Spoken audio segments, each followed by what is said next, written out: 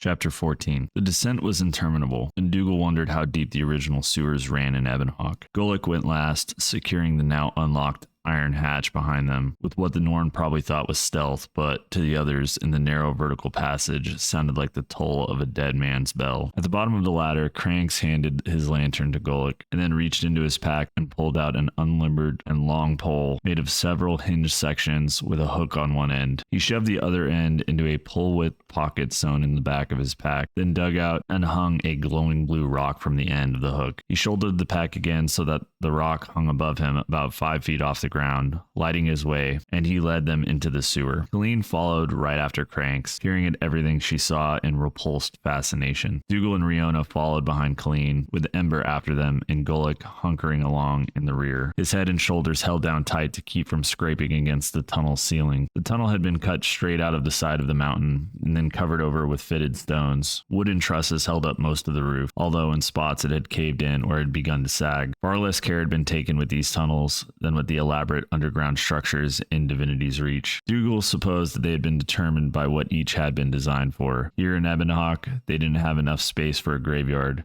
They burned their dead and watched the smoke from the fire carry their spirits off to the mists. At first, the floor of the tunnel was flat and dry, just like the passages that Dougal and Riona had been caught in as kids, but Dougal could hear the sound of running water ahead. They soon came to a T with another tunnel. A wide stream ran through a deep notch cut into the left of this, leaving just enough space on the right for a human to walk. The stench did not improve. It was awful. "Wolf's nose," Gulick said. "This smells worse than the latrines I had to muck out as a young warrior in the Battle of the Burning Pass." Dougal peered into the filthy waters and tried to ignore the things he saw floating downstream. Mountain streams ran as clear as the rain. The surface of this muck was so opaque that he could not discern its depths. Cranks led the way along the right-hand side of the stream, where a narrow walkway was perched over the flow. He could walk normally. Colleen and Riona and Dougal had to follow more slowly, edging along. For Ember and Gulick, there was no other choice than to wade through the edges of the muck. And suddenly, Ember stopped. "Not a chance," the Char said, her voice filled with revulsion. "There has to be another way. We've already been over this," Crank said, calling back down the tunnel. His voice echoed off the slick masonry that lined the walls. "I cannot." Ember bit her tongue and swallowed back the bile rising in her throat. "You are a brave and powerful warrior from a proud and magnificent people," Gulick said. "You have the strength to do this, and I will be there with you." After a moment of trying to steel herself, Ember held out her hands instead. "Take these chains off," she said. Riona shook her head. "Not until we are away from Ebonhawk. What if the Vanguard found us with you unchained? I'm not going to forge my way through that filth while bound in chains."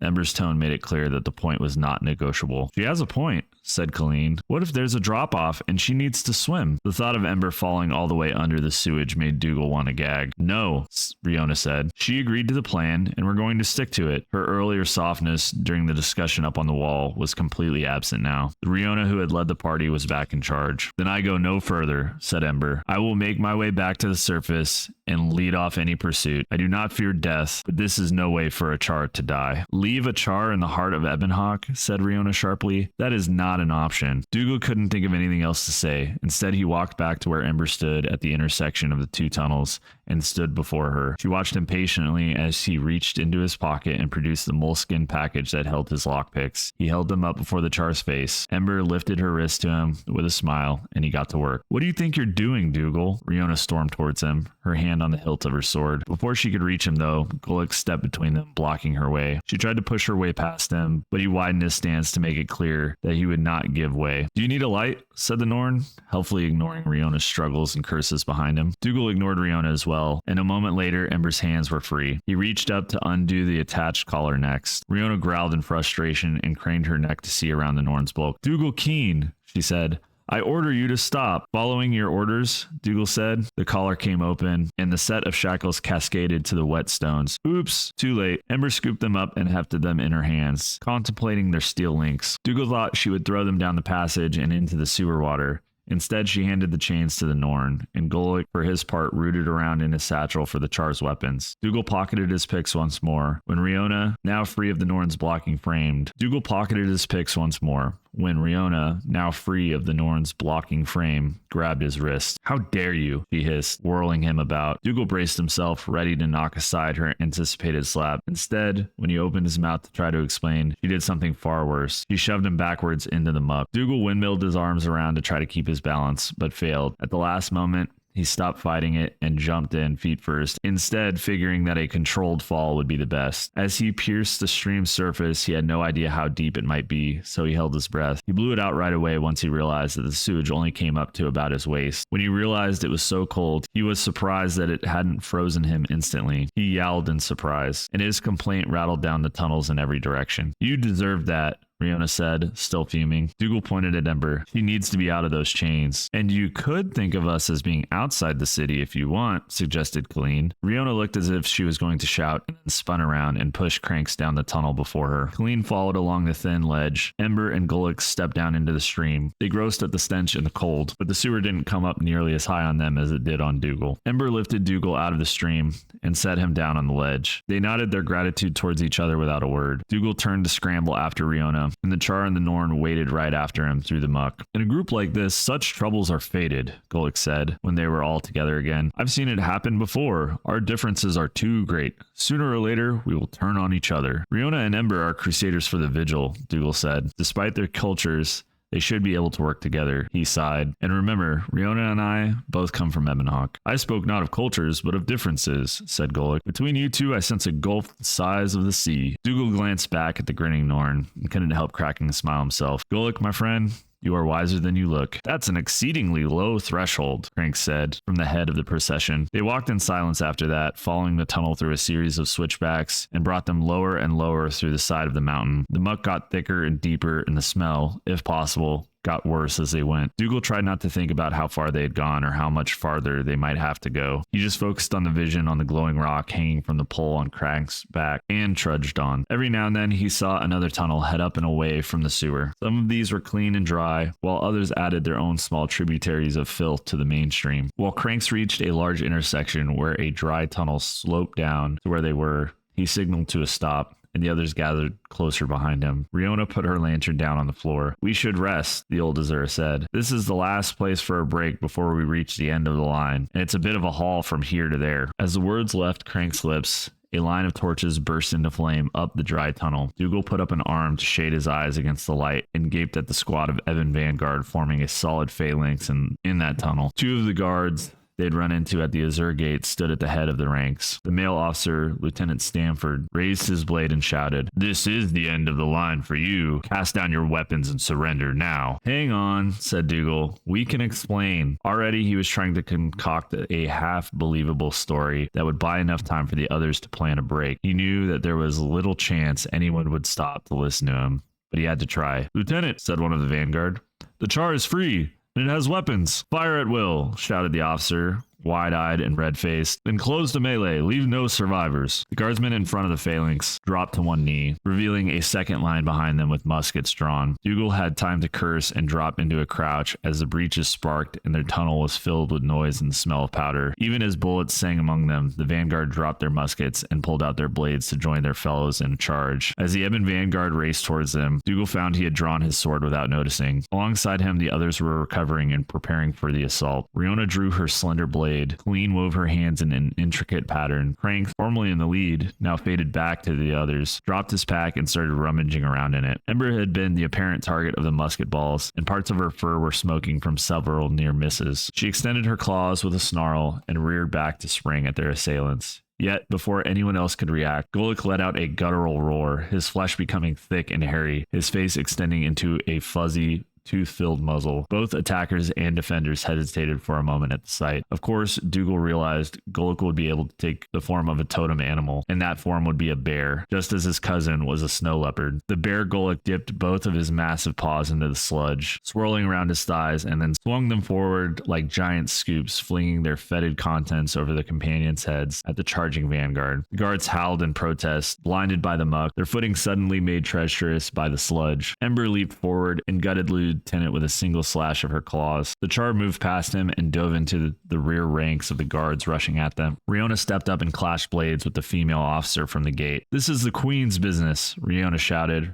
her voice almost pleading. "I demand you stand down." Instead of answering, the vanguard warded off Riona's initial blow and then followed with a brutal riposte that clanged off the side of the Crusader's helmet. One of the vanguards slipped past Ember and tried to run Dougal through, but Dougal parried him easily. The guard's sword seemed to slip along the oily surface of Dougal's blade until it smacked into the steel cross guard. Still, the way the man kept his balance and blocked Dougal's counterblow told Dougal that he was in for a real fight. Behind him, Dougal heard Colleen finish her spell. For a moment, nothing happened, and he thought that perhaps she had panicked and failed to make the incantation work, or been interrupted by a stray blow. Then he heard squeaking in the distance, coming towards them from everywhere, up and down the tunnels, moving fast. The guards heard it too. For those who weren't directly engaged in the fight, backed off, their swords at the ready, their eyes darting in all directions, as they hunted for the source of the noise. The squeaking grew louder and higher. The guards grew more and more anxious. One of them bellowed in frustration, his cry mixing with the rising squeaks. The rats came scurrying all around them, some wet and dripping with sludge, others dry as a bone, their eyes glittering red in the light that Cranks in the vanguard still bore.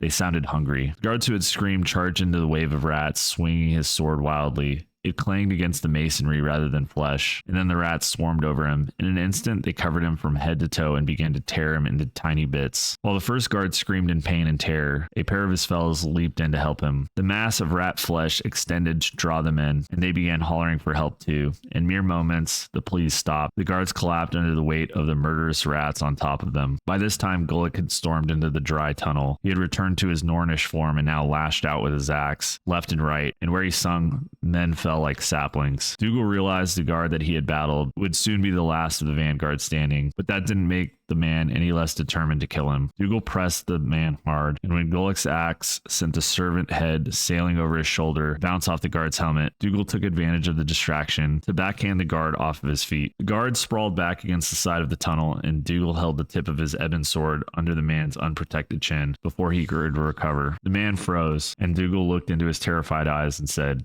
"Give up." Knowing that he had no other option, the guard let go of his sword, and it clattered to the tunnel's floor. A moment later, Gulick's axe flew past Dougal's side to bury itself in the man's neck. Dougal grabbed the guard to see if he could save him, but the man was already dead. Dougal spun to see the Norn coming towards him to collect his axe. "You stupid!" Dougal bit his tongue in an effort to control his fury. He was angrier at the Norn than he had been with the guard who had been trying to kill him. "You didn't need to do that." Gulick smiled at him grimly. "And you, good fellow, are welcome. It's not every day I get to save a human's life." Dougal gripped his sword so hard that it felt like his knuckles might pop out of his skin. He surrendered. He and his friends meant to kill us. They fired on us, they charged us, blades bared, and this one chose his fate. The Norn clapped Dougal on the back. "If it makes you feel better, I will speak of him well when I tell his part of my saga, and the others as well." Dougal surveyed the tunnel. The cooling corpses of the black and gold uniformed guards who ambushed them littered the ground, their blood running down the tunnel, and had brought them from the world above spill into the river of sludge and be carried away. Most of the rats had run off quickly as they had come, but a few still nibbled on the bodies of the guards they had killed. Every one of his compatriots seemed fine. The hail of bullets had ripped smoking channels through Ember's orange fur, but not her flesh. She wiped the blood from her claws while Gulick did the same with his axe. Colleen leaned over to one of the rat-eaten guards, examining him closely. Riona knelt down on one knee, staring down in abject horror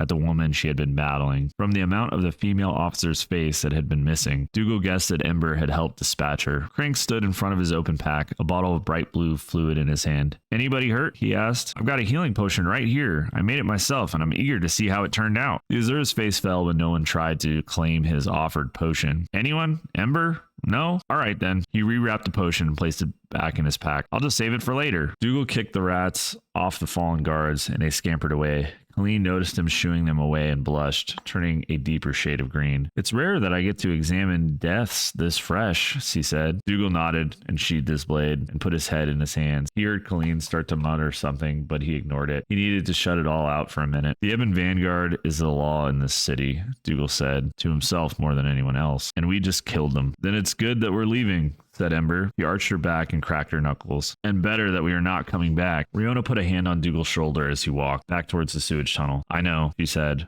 Her voice was soft and low, but her eyes were wide and troubled, mirrors of Dougal's own. "They fired on us first. We had to defend ourselves." Unspoken was the question, if you had listened to me, if Ember had been kept in her chains, could this have been avoided? Dougal grimaced as he looked down at the ruined corpse of the man he had been fighting. He was younger than Dougal, but a stranger. If Dougal hadn't left Ebonhawk, they might have served together in the vanguard. Now the man was dead, and although Dougal's hand hadn't been the one who killed him, he still felt at fault. "We need to keep moving," Ember said, heading for the dirty stream once more. "I doubt they come down here without telling anyone, and there may be other patrols. And even if not, they will still come looking for these people soon." Dougal was less worried about getting away from the vanguard now than he was about watching any more of them die. He glanced back up from the intersection and saw a guard, the woman who Riona had been fighting, back on her feet. She stood before the Sylvari, who was now bathed in a greenish, necromantic glow. "Colleen!" Dougal shouted. The Sylvari turned and flashed him a proud smile, then gestured at the guard to show Dougal her handiwork. The creature had once been one of their foes, but was now a blood-stained wreck, one arm shredded, and the other obviously dislocated, but still holding her sword, in a literal death grip. The left side of her face had been torn from her skull,